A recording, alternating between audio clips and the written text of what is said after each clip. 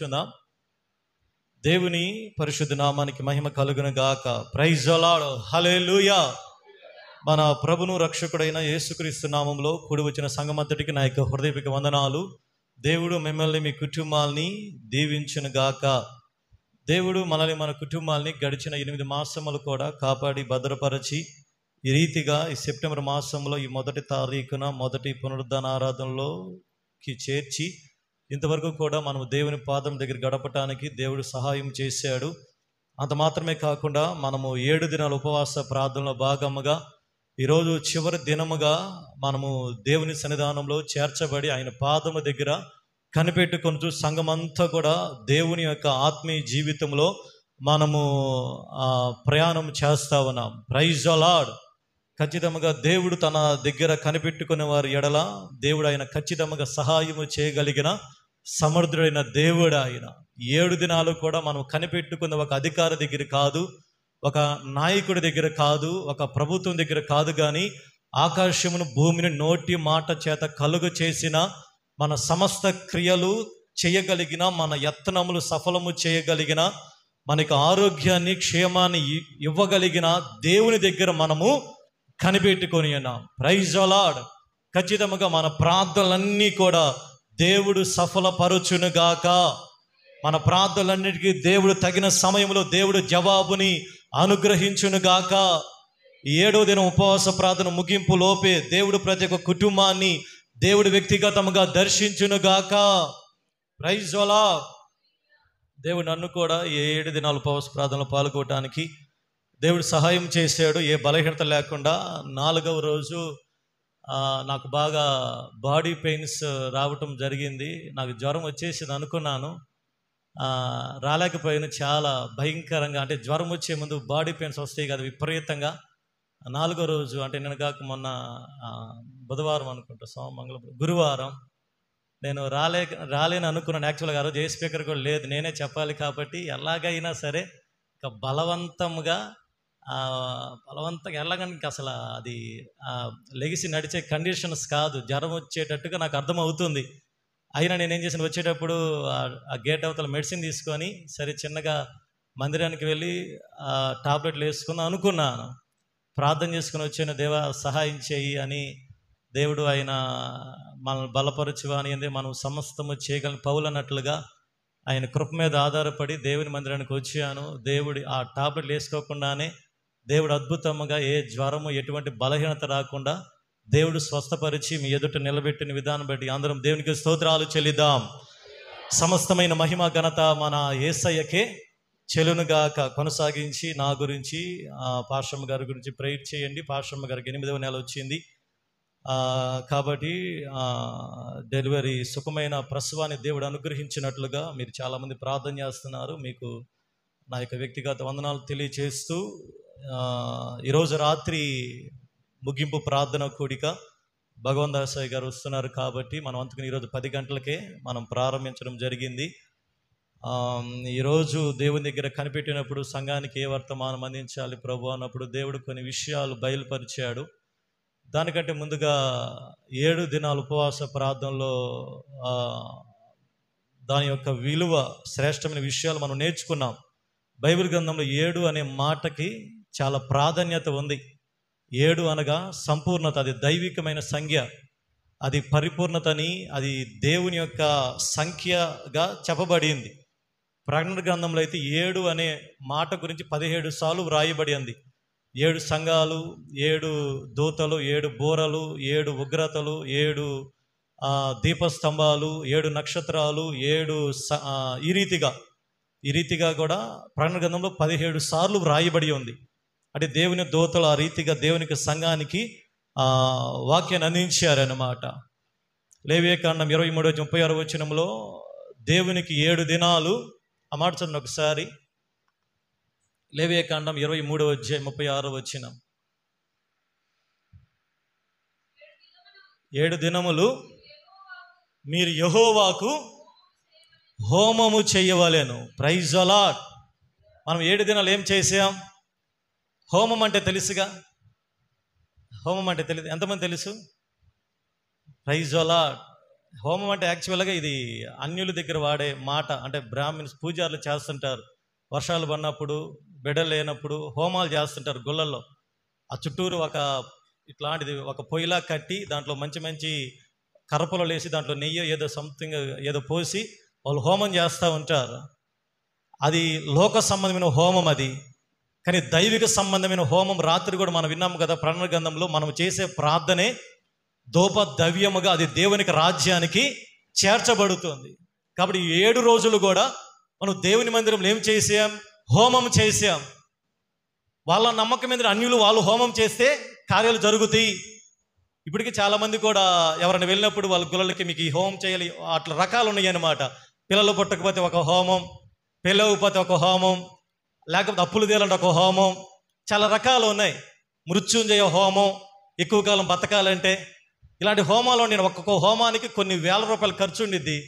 Praise the lord. మన దేవుడు ఏ ఖర్చు లేదండి. ఊరకనే దేవుని మందిరంలోకి వచ్చి మనం ప్రార్థన చేస్తూ ఉంటే ఆ ప్రార్థనే దేవుని యొక్క రాజ్యానికి చేర్చబడి అది ధూప ద్రవ్యముగా మార్చబడింది. Praise the lord. హల్లెలూయా. దేవుడు ఖచ్చితంగా దేవుడు జ్ఞాపకం చేసుకుని అంతా కూడా వర్షాన్ని దేవుడు పంపించాడు. Praise the lord. Vijayawada, Guntur అయితే భయంకరంగా మునిగిపోయినాయి. ఇంతవరకు చరిత్రలో ఎప్పుడు కూడా వార్తలు చూసారా? చరిత్రలో ఎప్పుడు లేదంట అంత భయంకరంగా విజయవాడ, గుంటూరులో వాన పడింది, మొత్తం మునిగిపోయినాయి. ఏదేమైనప్పటికీ దేవుడు భయంకరం ఎండలో నుంచి మరలా కొంచెం వానను పంపించి దేవుడు మనం ఎలాగైనా ఉన్నా చుట్టుపక్కల రైతులు డ్యామ్స్లో నీళ్ళు లేక చాలా ఇబ్బంది పడుతూ ఉన్నారు. చాలా చోట్ల అన్ని డ్యామ్స్ ఎండిపోయినాయి. అంతకుముందులాగా వర్షాలు పడటం లేదు. ప్రకృతి సహకరించడం లేదు ప్రజలకి. పాపాలు ఎక్కువైపోవటాన్ని బట్టి ఒక చోట వాన పడుతుంది, ఇంకో చోట వాన పడటం లేదు. ఒక చోట ఎక్కువ వానలు వచ్చి మొత్తం నాశనం అయిపోతుంది, ఇంకొక చోట అసలు వాన లేక అల్లాడిపోతూ ఉన్నారు. మన చుట్టుపక్కల పరిస్థితులు కూడా అలాగే ఉన్నాయి. కానీ ఒక ప్రార్థనా పరుడికి, ఒక సంఘానికి ప్రకృతిని శాసించగలిగిన అధికారాన్ని దేవుడు సంఘానికి ఇచ్చాడు. Praise the lord. మనం ప్రార్థన చేస్తే చెప్పండి, నీతిమంతుని ప్రార్థన బహుబలమైనది. నీతిమంతులు ప్రార్థన చేస్తే, ఏలియా ప్రార్థన చేస్తే వాన కురిసింది. ఏలియా ప్రార్థన చేస్తే ఆకాశం నుంచి అగ్ని వచ్చింది. ఏలియా ప్రార్థన చేస్తే దేవుడు వానను ఆపేశాడండి. యెహోషువ ప్రార్థన చేస్తే సూర్య చంద్రులు ఒక రోజల్లా ఆగిపోయారు. Praise the lord. వాళ్ళు ప్రార్థన చేస్తేనే కాదండి, మనము ప్రార్థన చేసినా అదే కార్యాలు జరుగుతాయి. కాబట్టి అటువంటి ధైర్యముతోనే మనం 7 దినాలు కూడా దేవుని దగ్గర ప్రార్థన చేశాం. ఇంకా బైబిల్ గ్రంథంలో యెహోషువ కాలంలో వారు ప్రయాణమై కానాను దేశానికి వెళ్తా ఉన్న సమయంలో మధ్యలో ఎరికో అనే ఒక పట్టణం అడ్డొచ్చినప్పుడు ఎరికోలో ఉన్న ప్రజలు అనుకున్నారు, దేవుని ప్రజలు ఎవరు కూడా మా బజారు మేంచి మా ఊరి నుంచి వెళ్ళకూడదని చెప్పి ఆ ఎరికో చుట్టూ పెద్ద పెద్ద గోడలు కట్టేసి, దాదాపు అవి 40 అడుగులు వెడల్పు, 50 అడుగులు ఎత్తు అంత గోడలు కట్టేసి అవన్నీ కూడా దేవుని ప్రజలు వెళ్లకుండా ఆ గోడలను గట్టి తలుపులేసి మూసేశారు. దేవుని ప్రజలకు ఏం చేయాలో అర్థం కాల. యెహోషువ దేవుని దగ్గర కనిపెట్టినప్పుడు దేవుడు ఒక ఆలోచన ఇచ్చాడు. యెహోషువ 7 యాజకులను తీసుకొని, 7 యాజకులు దేవుని మందస్సాన్ని తీసుకొని దేవుని ప్రజలతో ఆ ఎరికో చుట్టూ 7 దినాలు తిరగాలి. Praise the lord. 6 దినాలు ఏం మాట్లాడకూడదు, మౌనముగా ఉండాలి. 7వ దినాన 7 సార్లు తిరిగి ఆ 7వ రోజు పెద్దగా కేకలు వేయాలి. ఈరోజు ఏం చేసే సమయం మనం కూడా కేకలంటే ఏం కేకలండి? స్తుతి. ప్రైజ్ల కేకలంటే అదే అప్పుడప్పుడు వేస్తాం, ఆ కేకలు కాదే అండి. ఏం కేకలు? స్తుతి కేకలు. దేవుణ్ణి స్తుతిస్తూ ఉంటే స్తుతిలో ఉన్న శక్తిని దేవుడు తన ప్రజలకి తెలియజేస్తున్నాడు. ఆయన ఎలాగైతే దేవుడు చెప్పాడు, యెహోషువ 7 యాజకుల్ని ఏర్పాటు చేసి మందస్సాన్ని వాళ్ళు తీసుకొని ఆ యొక్క గోడల చుట్టూ కూడా దేవుడు చెప్పినట్లుగా 6 రోజులు మౌనంగా తిరిగారు. Praise the lord. 7వ రోజున ఉదయాన్నే లెగిశారు. 7వ రోజున కూడా ఉదయాన్నే లెగిసి మందస్సాన్ని తీసుకొని 7 మార్లు తిరిగి 7వ మారు పెద్దగా దేవుని కేకలు వేస్తూ ఉంటే ఆ ఎరికో కోట గోడలు కూల్చబడ్డాయి. చెప్పలుకుంటే దేవుని యొక్క నామాన్ని మహిమపరుద్దాం. దైవజనుడిగా నా ప్రార్థన కూడా అదే. మీ జీవితాల్లో మీ ఆత్మీయ ప్రయాణాన్ని కొనసాగకుండా దుష్టుడు ఏ గోడలు కట్టాడో, మీ కుటుంబాలు దీవించబడకుండా, మీ కుటుంబాలు దేవునికి కార్యము జరగకుండా, మీ యవన బిడ్డలకు వివాహం జరగకుండా, మీకు ఉద్యోగాలు రాకుండా, మీ పని బాటలు దీవించబడకుండా ఏ శత్రువైతే యెరికో లాంటి కోట గోడలు కట్టాడో యేసు నామములో ఆ గోడలన్నీ కూల్చబడును గాక. ఆమేన్. దేవుడు మాత్రమే చేయగలడు. ఆయన ప్రైజ్ ది లార్డ్. స్తుతిలో మాత్రమే అంత గొప్ప శక్తి ఉంది. దేవుని ప్రజలు సజావుగా వాళ్ళు సాగారు. Praise the lord. మన ఎదుట కూడా దుష్టుడు అనేక గోడలు కడతాడండి. మనం ఎదగకుండా, మనం సంతోషంగా ఉండకుండా, మన కుటుంబాలు దేవుని కార్యాలు జరగకుండా, మన కుటుంబాల్లో నెమ్మది లేకుండా, మనము ఎదగకుండా, ఆత్మీకముగా వర్ధిల్లకుండా, మనం ఎక్కడ వేసిన గొంగలలాగే మన కుటుంబాలు అటు శారీరకంగా కానీ ఇటు ఆత్మీకంగా కానీ మన కుటుంబాలు బలము పొందకుండా ఈరోజు దుష్టుడు అడ్డగిస్తా ఉన్నాడు. దేవుడి చెబుతూ జెరుబ్బాబెలు కాలంలో, ఓ గొప్ప పర్వతమా, దేవుని ప్రజలను అడ్డగించుటకు నువ్వు ఏ మాత్రపు దానవు చదును భూమిగా మార్చబడదువు గాక. దేవుని ప్రజల మందిరాన్ని కట్టాలని బయలుదేరితే పర్వతం ఒకటి అడ్డుపడతా ఉంది. జెరుబ్బాబెలు దేవుడు చెప్పాడు, పర్వతాన్ని దేవుడు ఏం చేశాడు తెలుసా? సమభూమిగా మార్చిన దేవుడు ఆయన. ఇక్కడ ఈరోజు మీరు విశ్వాసంతో ప్రార్థించగలిగితే, ఆ రోజులు పాస్టర్ గారిని ప్రార్థన చేసి మాకు ఏది కనపడలేదు అని అనుకుంటే ఈరోజైనా ప్రార్థన చేద్దాం. ఖచ్చితంగా గోడలన్నీ కూల్చబోతున్నాడు దేవుడు. ఏ గోడలు ఉన్నాయి? గోడలు ఏమి లేవా? చెప్పండి అమ్మా. ఉన్నాయి. మర్చిపోవకండి. ఏ గోడలు ఎవరు పాస్టర్ గారండి అని అనుకోవకండి అమ్మా. క్రైస్తవుడు దిగమింగుకోకూడదు.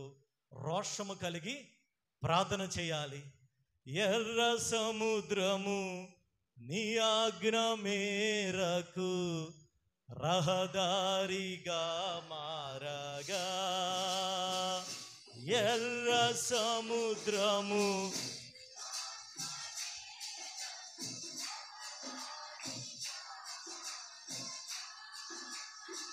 దాటిరే నీ జనులు బహుక్షేమముగా, దాటిరే నీ జనులు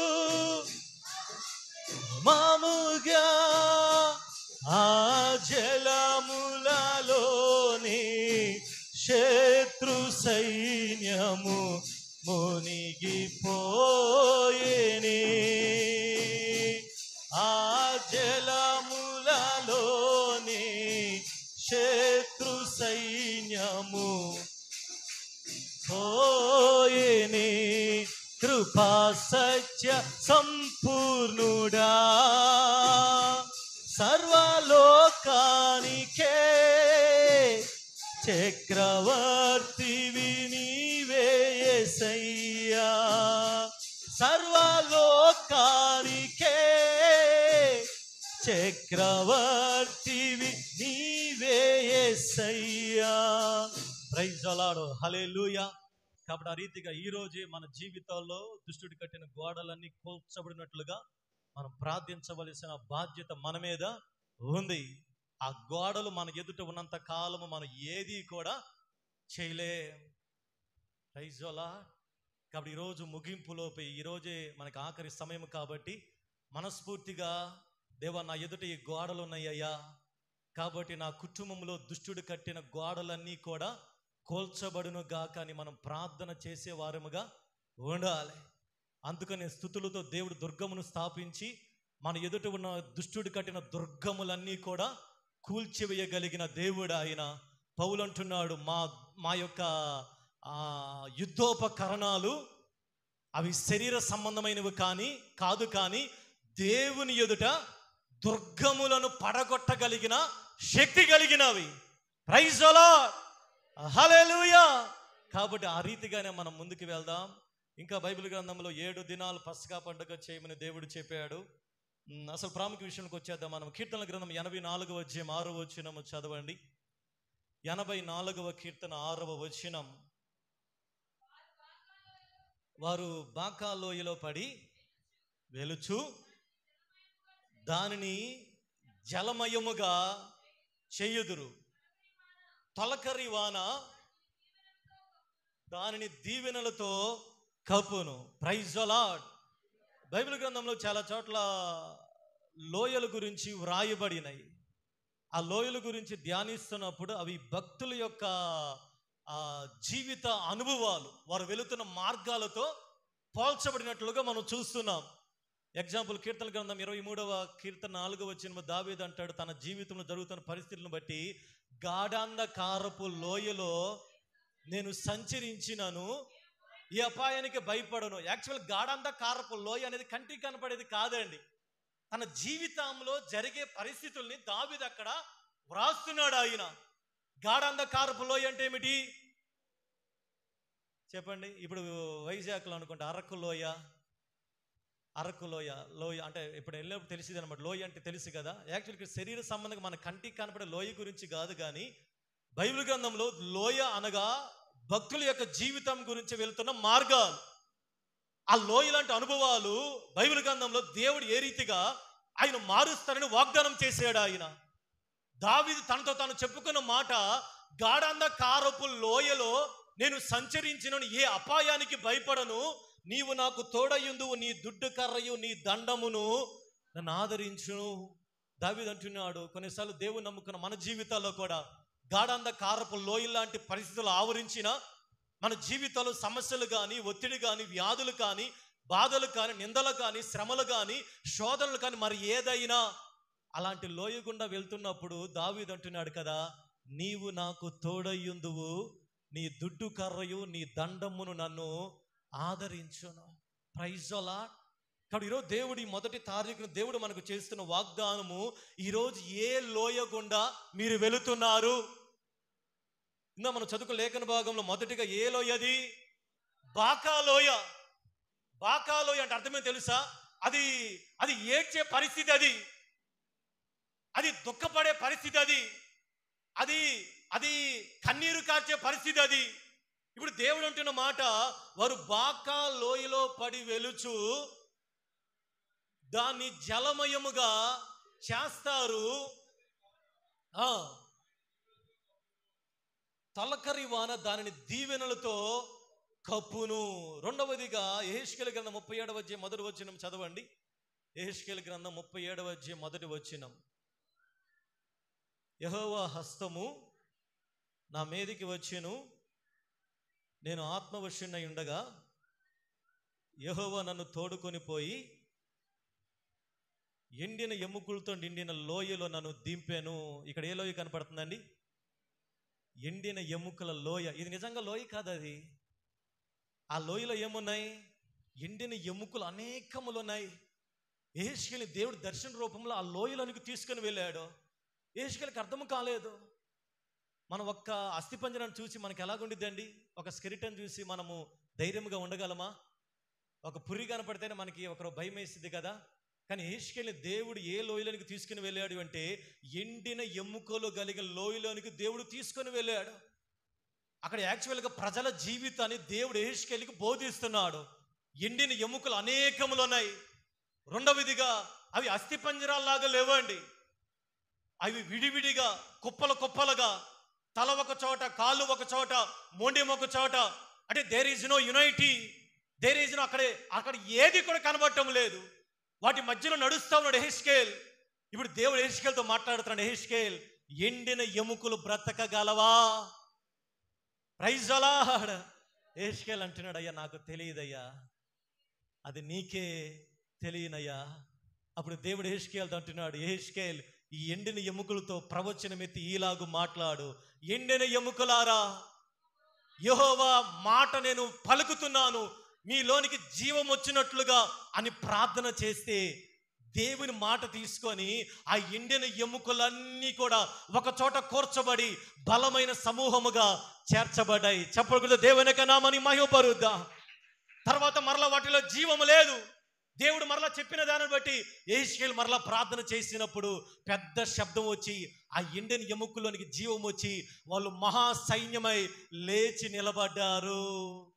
ఈ ఎండిన ఎముకలు ఎవరో కాదండి, స్వయాన దేవుడు రక్షించిన ప్రజలు, దేవుడు ఐగుప్తు దేశము నుంచి కానాను దేశానికి నడిపించిన ప్రజలు, దేవుడు విమోచించిన ప్రజలు, ఎర్ర సముద్రాన్ని పాయలు చేయుట కల్లారా చూసిన ప్రజలు, ఎన్నో అద్భుత కార్యాలు చూసిన ప్రజలు, దేవుని ద్వారా ఎన్నో అద్భుతాలు అనుభవించిన ప్రజలు ఈరోజు ఏమైపోయారో తెలుసా?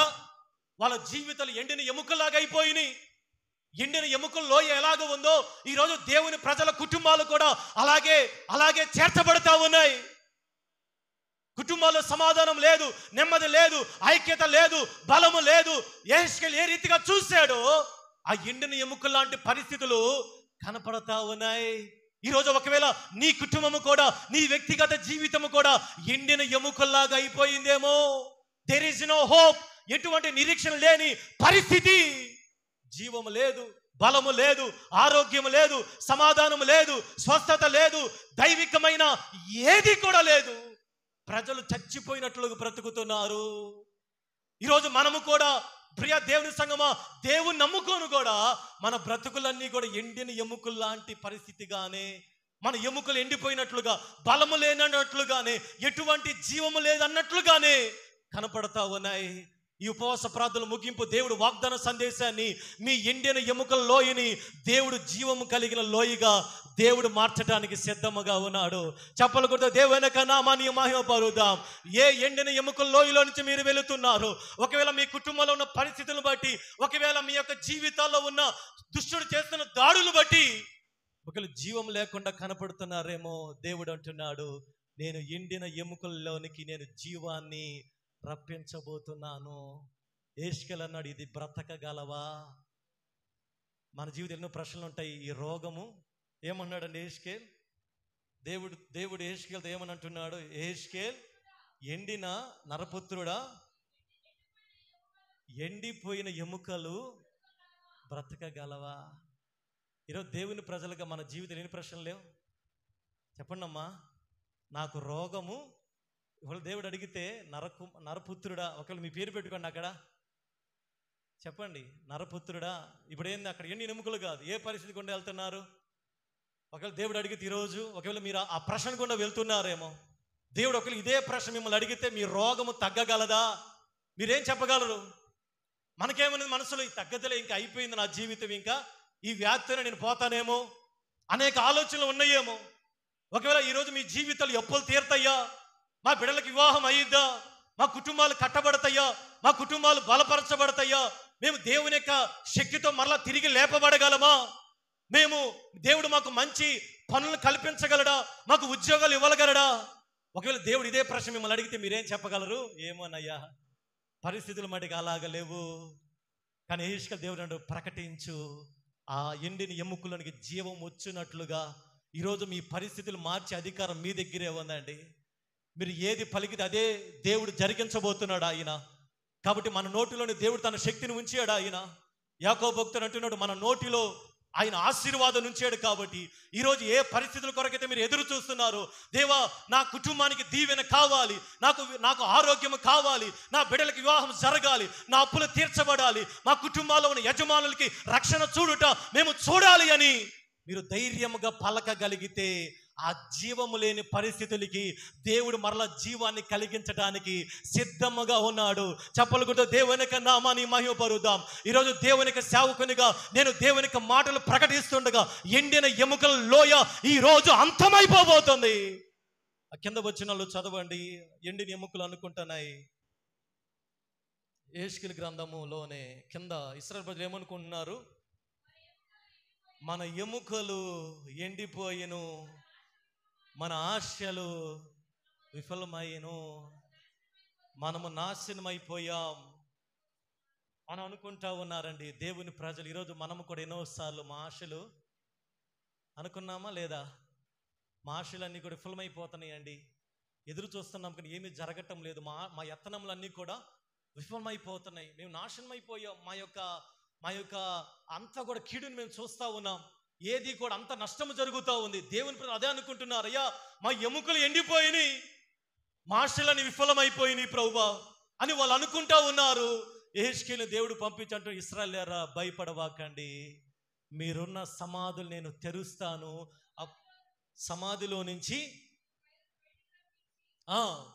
సమాధిలో నుంచి మిమ్మల్ని బయటికి రప్పించి ఇశ్రాయేలు దేశములోనికి తోడుకొని వచ్చేదను, అప్పుడు నేను యెహోవానై ఉన్నానని మీరు తెలుసుకొందురు.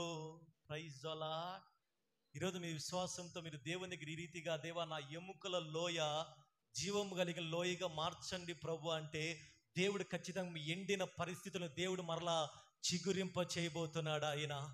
హల్లెలూయా, హల్లెలూయా. మీ ఎండిన కుటుంబ జీవితాల్ని, పరిస్థితుల్ని, అది ఏదైనా మీ బిడ్డల జీవితం, మీ యజమాని జీవితాల్లో ఏదైతే ఎండిపోయిందో, ఏదైతే డెడ్ అయిపోయిందో, ఏదైతే జీవం లేనట్లుగా కనపడుతుందో దేవుడు మరలా జీవాన్ని కలిగిస్తున్నాడు ఆయన. జీవజల నదిని ఆయన పుట్టించగలిగిన దేవుడు ఆయన. హల్లెలూయా. రెండవదిగా మొదటి సమూయేలు గ్రంథము 21వ అధ్యాయం 17:52 చదవండి.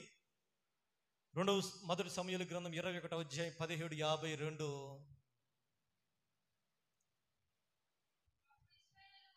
అప్పుడు ఇశ్రాయేలు వారును యూదా వారును లేచి జయము జయమని అరుచుచు లోయ వరకును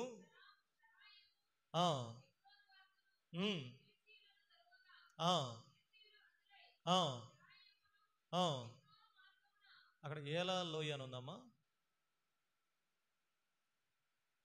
అది పైన. ఇది మనకు తెలుసు జరిగిన సన్నివేశం, గొలియాతు గురించి జరిగిన సన్నివేశం.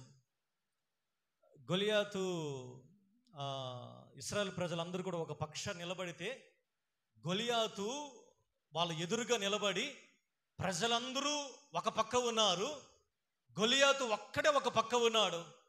ఆ గొలియాతు అరుపులకి ఇశ్రాయేల్ ప్రజలు భయపడిపోయి ఎవరిలలో వాళ్ళు దాంకొని గప్చిప్పుగా అయిపోయారండి. ఈ గొలియాతు ప్రతిరోజు కూడా తను కనపరుచుకుంటున్నాడు. రే మీలో ఎవరైనా నిజంగా మీరు ఇశ్రాయేల్ ప్రజలు రండి నా మీదకి యుద్ధానికంటే ఆ మాటలకి ఇంకా భయం వేస్తా ఉంది. ఆ మాట విన్నప్పుడల్లా దేవుని ప్రజలు భయపడిపోయి అసలు ఎవరు కూడా బయటికి రాకుండా ఎవరు పాడి గమ్ముగా ఉన్నారు.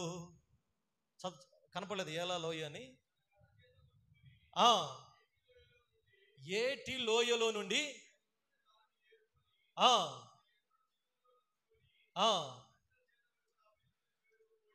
ఆ ఫిలిష్తీయుని చెంతకు పోయెను.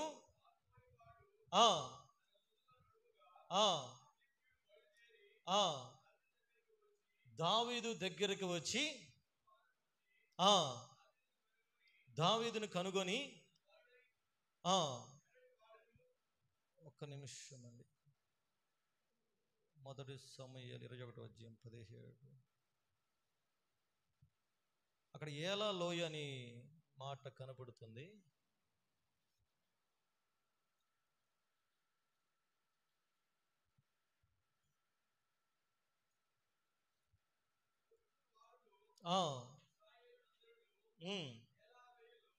ఏలా లోయలో ఫిలిష్తీయులతో యుద్ధము చేయుచుండగా దావీదు ఉదయమున లేచి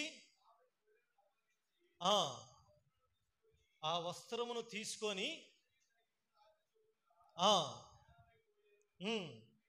చాలండి. ఇక్కడ ఏలా లోయ అనే ఒక లోయ కనపడతా ఉంది. ఇందాక మనం నేర్చుకున్న లోయ ఏంటిది? ఎండిన ఎముకల లోయ.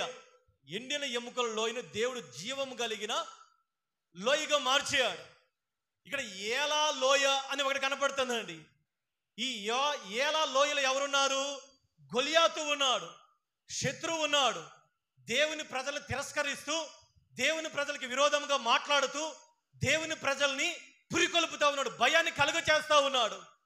దావీదు యొక్క అరుపులకి వాళ్ళు భయపడిపోయి, గొలియాతు యొక్క అరుపులకి భయపడిపోయి వాళ్ళు ఇళ్లలో దాక్కుని ఎవ్వరు కూడా బహిరంగముగా బయటికి రావటం లేదు.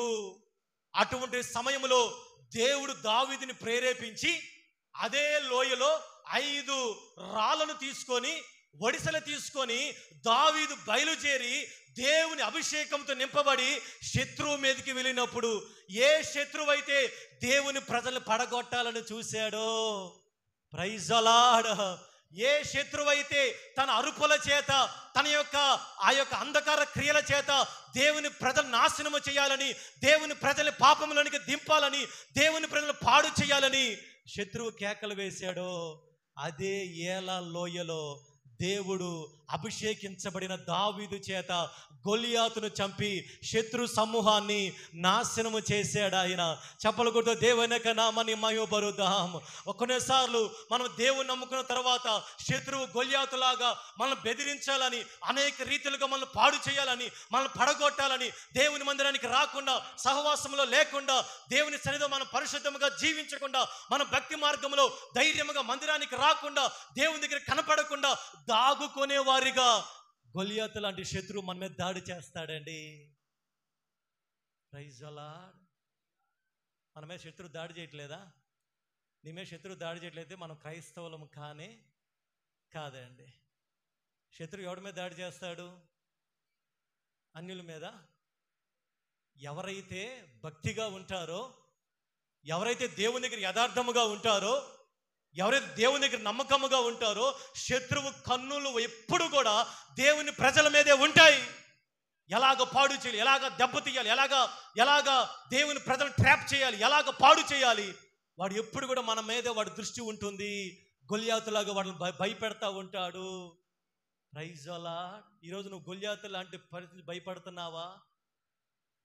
గొలియాతు లాంటి పరిస్థితులు నీ జీవితంలో కనపడినప్పుడు నువ్వు ఒకవేళ భయపడిపోయి నువ్వు దేవునికి ధైర్యంగా రాలేకపోతున్నావా?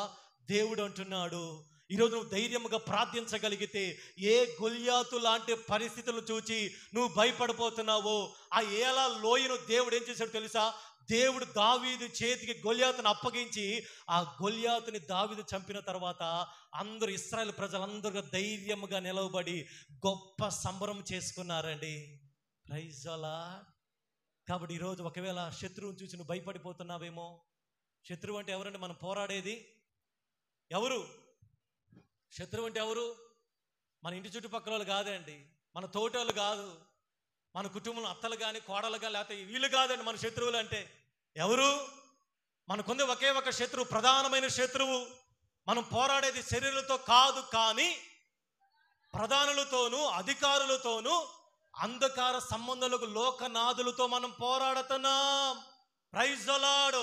నిజమైన క్రైస్తవుడు ఎప్పుడు కూడా పోరాడే వ్యక్తిగా ఉండాలి. లోకంతో పోరాడాలి, నువ్వు అపవాదితో పోరాడాలి, మూడవదిగా మీ శరీరంతో పోరాడాలి. ఈ పోరాటం నిలబడగలుగుతున్నావా? లేకపోతే ఇశ్రాయేలు ప్రజలాగా తీసుకెళ్ళి మాకెందుకు దేవుని మందిరం, మాకెందుకు ఇలాంటి భక్తి, ఈ భక్తి మేము చేయలేకపోతున్నాం, ఈ పరిశుద్ధం మేము జీవించలేకపోతున్నాం.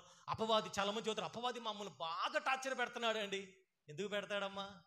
నువ్వు నిజంగా దేవుని దగ్గర ప్రార్థన చేస్తే దేవుడు ఇచ్చిన అసలు వాగ్దానం ఎలాంటివి తెలుసా? మీలో ఉన్నవాడు లోకంలో ఉన్నవానికంటే గొప్పవాడు. శత్రు సమూహం అంతటి మీద అధికారం ఇచ్చాడు ఆయన. మీలో ఒక్కటి 1000 మందిని తరిమితే ఇద్దరు కలిస్తే 10,000 మందిని తరుముతారు. రాత్రి అదేగా మనం విన్నాం, సహవాసంలో ఉన్న శక్తి. ఒక్కడు ఎంతమంది తరుముతాడంట? అప్పుడు ఒక్కడిని మల్టిప్లై చేస్తే ఇద్దరికి ఎంత అవ్వాలి? యాక్చువల్గా 2000. కరెక్ట్గా చెప్పండిలే, కానీ దేవుని యొక్క లెక్కలో 10,000. చూడండి ఎంత శక్తి పెరిగించబడిందో. సహవాసంలో అంత శక్తి ఉంది. అందుకని ఇదే సంఘముగా గ్యాదర్ అయ్యి మన సంఘానికి కానీ కుటుంబాలకు కానీ ఏ గొలియాతు అయితే నిలబడ్డాడో, ఈ 7వ దినం ఉపవాస ప్రార్థనలో ప్రతి ఒక్కరి కుటుంబాల్లో ఉన్న గొలియాతు పడగొట్టబడును గాక. చెప్పక దేవుని యొక్క నామాన్ని మహిమపరుద్దాం. ఏ రంకెల చేత, ఏ కేకల చేత, ఏ వ్యాధుల చేత మిమ్మల్ని భయపెట్టాలని చూస్తున్నాడు, ఆ గొలియాతు పడగొట్టబడుతున్నాడు. భయపడవాకండి. మీకా అంటున్నాడు, నా శత్రువా నా మీద అతిశయించవద్దు. నేను క్రింద పడినాను, నా దేవుడు మరలా తిరిగి లేపుతాడు. నేను అంధకారంలో కూర్చున్నా, దేవుడు నాకు వెలుగుగా ఉంటాడు. నేను ఒకవేళ పాపము చేసిన దేవుడు నన్ను పరిశుద్ధినిగా దేవుడు మారుస్తాడు. మీ ఏలా లోయ లాంటి గొలియాతు ఒకవేళ మీ జీవితాల్లో అటువంటి పరిస్థితులు మీరు భయపడిపోతున్నారేమో, దేవుని ఎదుగు రాకుండా, ధైర్యముగా లేకుండా ఇంకా భయపడిపోతా ఉన్నారు. దేవుడు మనకిచ్చినది పిరికాత్మ కాదండి. ఇంకా పిరికితనంతోనే ఉన్నావా? ఇంకా పిరికాత్మను కలిగి ఉన్నావా? ఇంకా అపవాదికి, చీకటికి, దానికి దీనికి ఇంకా భయపడతానే ఉంటే నువ్వు ఇంకా దేవుని యొక్క బిడ్డలుగా దేవుని అభిషేకంతో నింపబడాలా? దేవుని ఆత్మ మనలో ఉంటే ధైర్యం ఉంటుంది.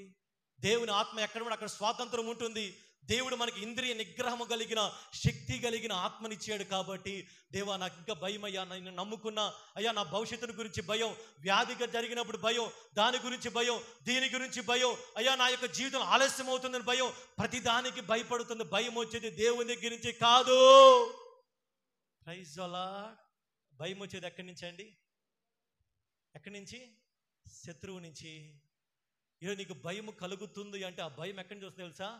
గొల్యాతు లాంటి శత్రువు ఏదో నీ జీవితాల్లో చేసిన కలవరాన్ని బట్టి భయము కలుగుతుంది. కాబట్టి ఈరోజు ఆ భయము తొలగిపోయి ధైర్యముతో నువ్వు నింపబడదువుగాక. 2వ దినవృత్తాంతం 20:26 చదవండి. 2వ దినవృత్తాంతాల గ్రంథము 20:26. 4వ దినమున వారు బెరాకా లోయలో కూడిరి. అక్కడ వాళ్ళు అక్కడ యెహోవాకు కృతజ్ఞతాస్తుతులు చెల్లించారు. ఇక్కడ ఏ లోయ కనబడుతుందో తెలుసా? బెరాకా లోయ. ఈ లోయ సంగతి మనందరికీ తెలుసు కదా. యెహోషాపాతు కాలంలో యెహోషాపాతు మీదకి శత్రువులు వచ్చేసారండి. యెహోషాపాతు భయపడి మనసు నిలుపుకొని ఉపవాస ప్రార్థన చాటించి, అది మనం ఎన్నోసార్లు విన్నాం కదా యెహోషాపాతు గురించి. వాళ్ళందరూ కూడా యెహోషాపాతు యొక్క మాట విని దేవుని మందిరంలోకి చేర్చబడి ఒక రోజంతా ఉపవాసం ఉండి ప్రార్థన చేసి వాళ్ళు దేవునికి మొరపెట్టి, పిల్లలు మొదలుకొని పెద్దలందరూ కూడా గ్యాదర్ అయ్యి వచ్చి వాళ్ళు దేవుని దగ్గర విజ్ఞాపన చేసిన తరువాత దేవుడు ఆ యొక్క ప్రజలలో ఉన్న లేవీయుడు యెహజీయేలుతో దేవుడు మాట్లాడాడు. ఇశ్రాయేలు ప్రజలారా, మీరు భయపడవాకండి.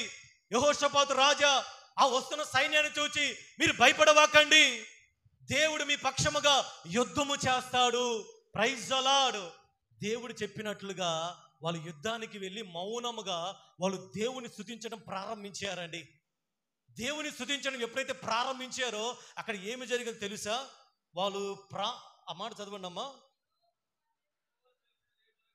అది కాదు, వాళ్ళు పాడుటకు స్తుతించుటకు మొదలు పెట్టగా 2వ దినవృత్తాంతంలో 20వ అధ్యాయంలో 21వ అధ్యాయం యెహోవాను స్తుతించుట 22వ వచనం. వారు పాడుటకు స్తుతించుటకు మొదలు పెట్టగా యెహోవా యూదా వారి మీదకి వచ్చిన అమ్మోనీయుల మీదను, మోయాబీయుల మీదను, సెయీరు మన్యవాసుల మీదను మాటుగాండ్రను పెట్టెను గనుక వారు హతులయ్యారు. యాక్చువల్గా శత్రువు ఎందుకు వస్తాడో తెలుసా? నీ దగ్గర ఉన్న వాటిని దోచుకొని వెళ్ళటానికండి. నీ దగ్గర ఏమన్నాయి చెప్పండి అమ్మా? ఏమన్నాయి? పట్టుచీరలా? చెప్పండి. 7 వారాల నగల ఏమున్నాయి? బ్యాంక్ బ్యాలెన్సా? ఏం దోచుకుని? మా దగ్గర ఏమున్నాయి పాస్టర్ గారండి? ఏం దోచుకుంటాడు చెప్పండి అమ్మా? శత్రువు వచ్చేది మన ఒంటి మీద నగలు కానీ, మన బ్యాంక్ బ్యాలెన్స్ కానీ, మన పట్టుచీరలు అయిగా దోచుకునేది వాడు. ఆత్మ సంబంధంగా దేవునికి ఏ శ్వాసం ఇచ్చాడో దాన్ని దోచుకోవడానికి అపవాది వస్తాడు. ఇప్పుడు యెహోషాపాతు దగ్గరికి ఎందుకు వచ్చాడో తెలుసా? దేవుడు వాళ్ళకి ఇచ్చిన స్వాస్థ్యాన్ని దోచుకొని వెళ్ళటానికి. అందుకని యెహోషాపాతు ప్రార్థనలో మనకు అదే కనపడింది. 20వ అధ్యాయంలో 11వ వచనం చదవండి.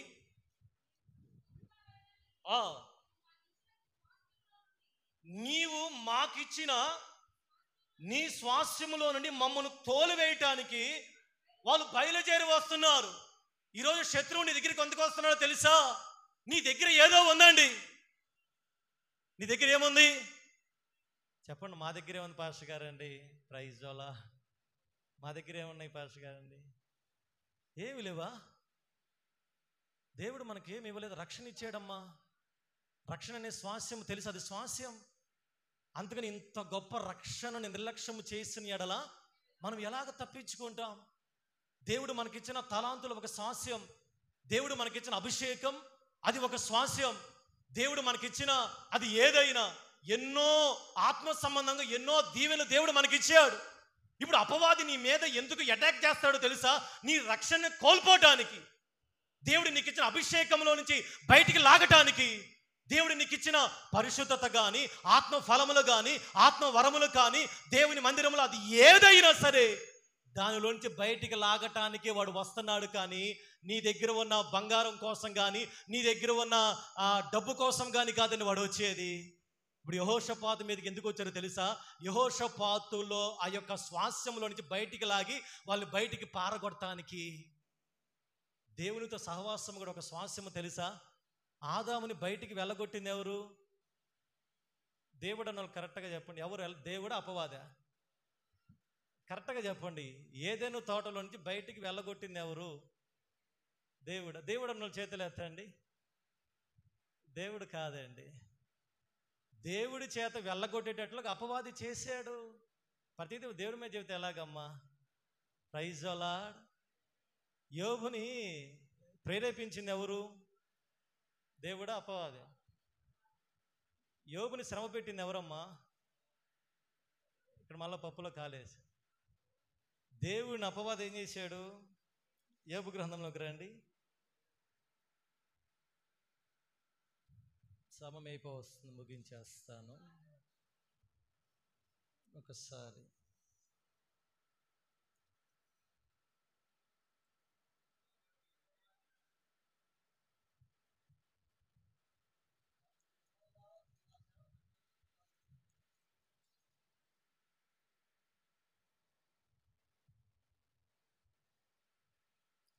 రెండవ అధ్యాయము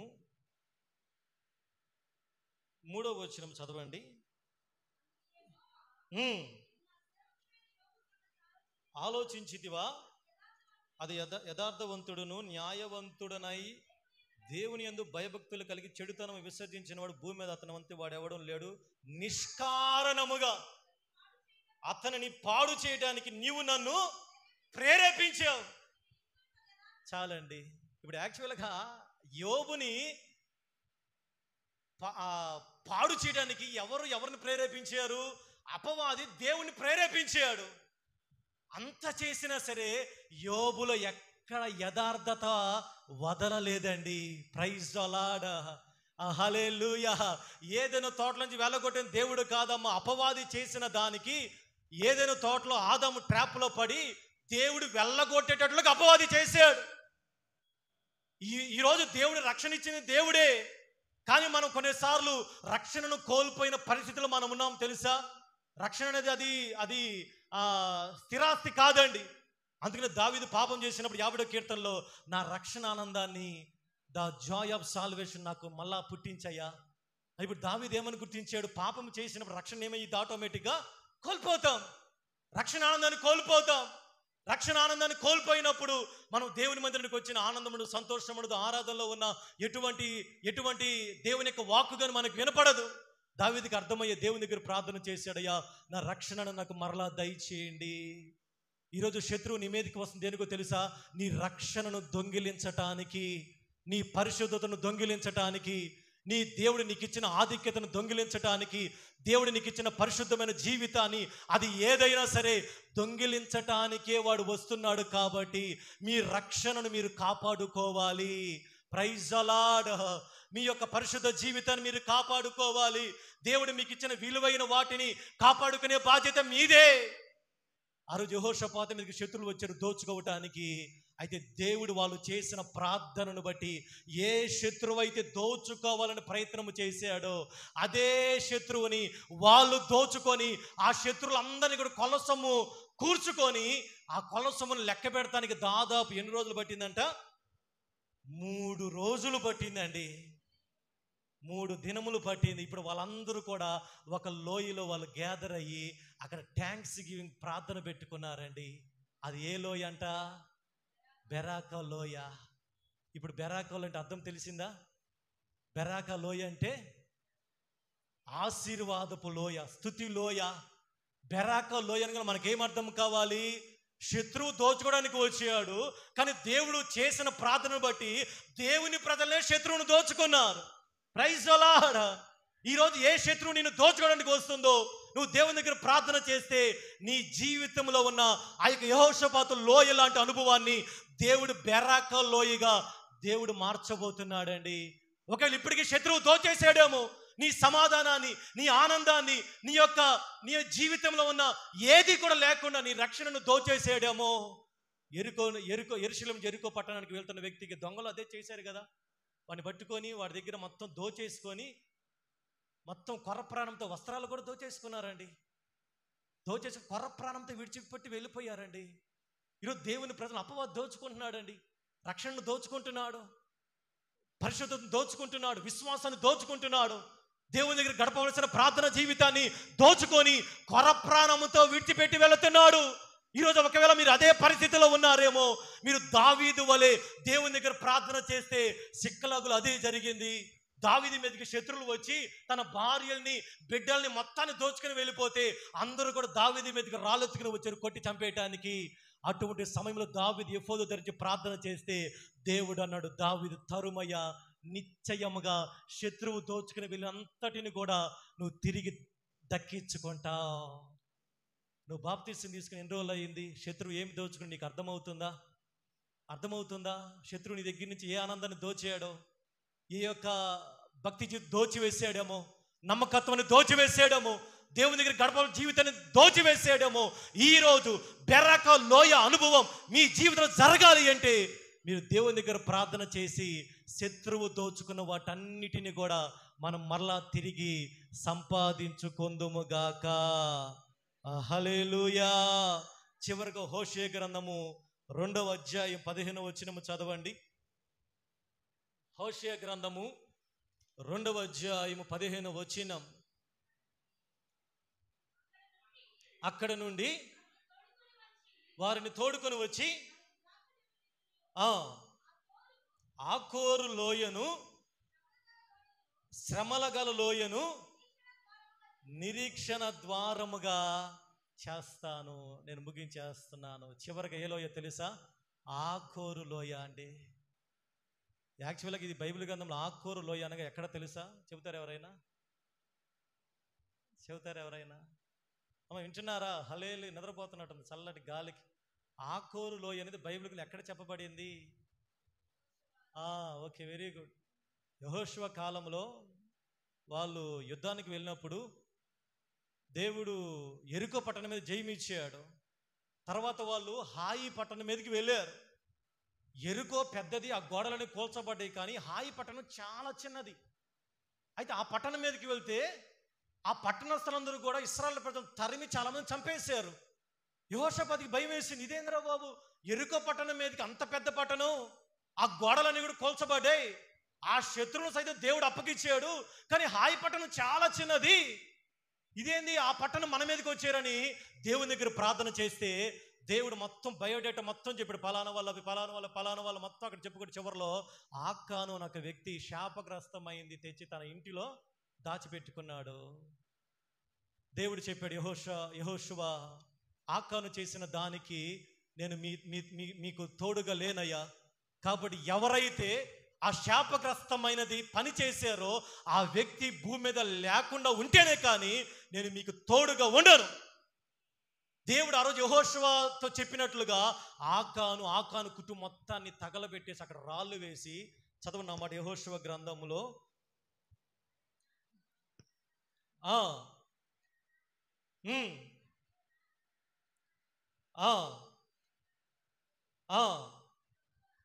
పెద్దగా చదవండి, వినపట్లేదు. అప్పుడు యెహోవా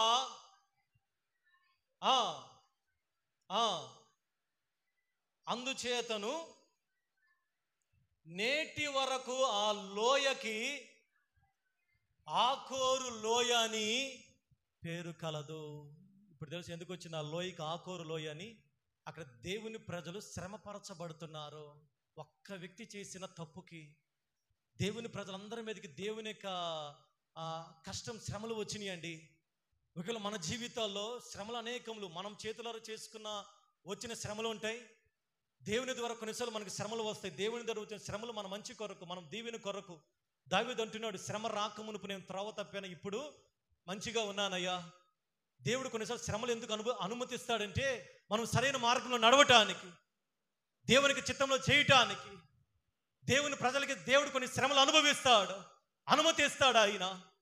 ఇప్పుడు దేవుడు చెబుతున్న మాట, ఒకవేళ నువ్వు శ్రమల గుండా, ఆకోరు లోయ గుండా వెళ్తున్నావేమో, నువ్వు ఒకవేళ శ్రమల గుండా వెళ్తున్నావేమో, నిందల గుండా వెళ్తున్నావేమో, బాధల గుండా వెళ్తున్నావేమో, ఉపవాస ప్రార్థనలో ప్రియ దేవుని సంగమా ఏ శ్రమ గుండా వెళ్తున్నావో, ఒకవేళ దేవుడే నీ మేలు కొరకే ఆ శ్రమలో నీకు అనుమతించాడేమో. Praise the lord. అదేంటండి, దేవుని ప్రజలకి శ్రమలు వస్తాయా? వస్తాయారా? వస్తాయని చేతులు ఎత్తండి. అదేంటి, దేవుని శ్రమలు వస్తాయా? వస్తాయండి.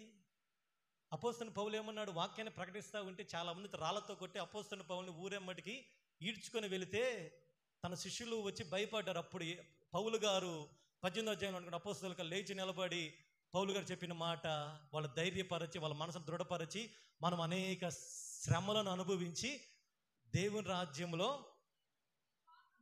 విశ్వాసం ముందు నిలకడగా ఉండవాలని, మనం అనేక శ్రమలు అనుభవించి మనము దేవుని రాజ్యంలో ప్రవేశించాలి. Praise the Lord. దేవుని రాజ్యంలోకి వెళ్ళటం అంటే మామూలు విషయం కాదండి. నువ్వు మందిరానికి రావచ్చు, నువ్వు దేవుని దగ్గర గడపవచ్చు, కానీ దేవుని రాజ్యానికి వెళ్ళాలంటే ఈ లోకంలో దేవుడు అనుమతించినవి కానీ కొన్ని శ్రమల గుండా మనం వెళ్ళాలి. ఆ శ్రమల గుండా వెళ్తున్నప్పుడు నీ విశ్వాసాన్ని కాపాడుకోవాలి, నీ భక్తిని కాపాడుకోవాలి. శ్రమల గుండా వెళ్తున్నప్పుడు నువ్వు దేవుని మీద సనగకూడదు. అయ్యా నాకెందుకు ఈ శ్రమ, నాకెందుకు ఈ కష్టమని నీ విశ్వాసంలో నువ్వు జార విడిచిపోయేటట్లుగా నువ్వు ఉండకూడదండి. ఒకవేళ నువ్వు ఈరోజు ఆ శ్రమల లోయ అంటే ఆకోరు లోయ గుండా నువ్వు వెళ్తున్నావేమో, కష్టాల గుండా వెళ్తున్నావేమో, బాధల గుండా వెళ్తున్నావేమో. దేవుడు అంటున్నాడు ఈరోజు, నీ ఆకోరు లోయ అనగా శ్రమల లోయను నిరీక్షణ ద్వారముగా నేను చేయబోతున్నాను. Praise the lord. Hallelujah, hallelujah. చెడు తర్వాత ఏమొచ్చిద్దమ్మా? మంచి ఖచ్చితంగా వచ్చింది. కీడు తర్వాత ఏమొచ్చింది? మేలు వచ్చిందండి. యోసేపు జీవితం అంతా అకోరు లోయే. గుంటలో వేశారు, జైల్లో వేశారు, తన అన్నదమ్ములే కొట్టారు. జైల్లో వేసిన తర్వాత ఆ జైల్లో ఉన్న సంఖ్యలన్నీ కూడా యోసేపుని ఎంతగానో బాధించినాయి. యోసేపు జీవితం అంతా ఆకోరు లోయ 17 సంవత్సరాలు అనుభవించాడండి. దాని తర్వాత ఏమొచ్చి తెలుసా? నిరీక్షణ లోయలోనికి యోసేపుని దేవుడు తీసుకుని వెళ్ళాడు. నీ శ్రమలు అవి పర్మనెంట్ కాదండి, టెంపరీ. ప్రణగంధం దేవుడి సంగతి, నీకు ఎన్ని దినాలు శ్రమ కలుగును? 10 దినాలు. నమ్మకముగా ఉండు, శ్రమలు జయించు, శ్రమలో ధైర్యముగా నిలబడు. శ్రమలలో నువ్వు ఎదుర్కొని నిలబడగలిగితే, శ్రమలో నువ్వు దేవుని ప్రార్థన చేస్తే నీ శ్రమల లోయను దేవుడు నిరీక్షణ ద్వారముగా దేవుడు చేయబోతున్నాడు. హల్లెలూయా. నా మాటలు ముగిస్తున్నాను. ప్రియ దేవుని సంగమా, ఈరోజు ఉపవాస ప్రార్థనలో దేవుడు మనతో మాట్లాడుతున్న మాట, వాగ్దాన సందేశం. ఏ లోయ గుండా నువ్వు వెళ్తున్నావు? ఈరోజు ఏ లోయలో నువ్వు ఉన్నావు?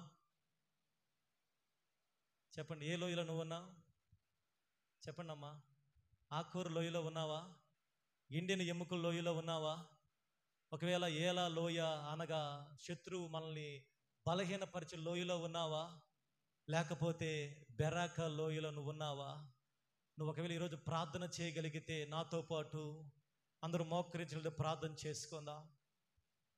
దేవా, నేను ఈ లోయ గుండా వెళ్తున్నాను ప్రభువా. నేను ఎండిన ఎముకల లోయ గుండా నా కుటుంబం వెళ్తుంది ప్రభువా. నేను ఆకోరు లోయ గుండా నేను వెళ్తున్నానయ్యా. నేను ఏలా లోయ గుండా నేను వెళ్తున్నాను దేవా. నేను యెహోషాపాతు బెరాక లోయ, ఏ లోయలో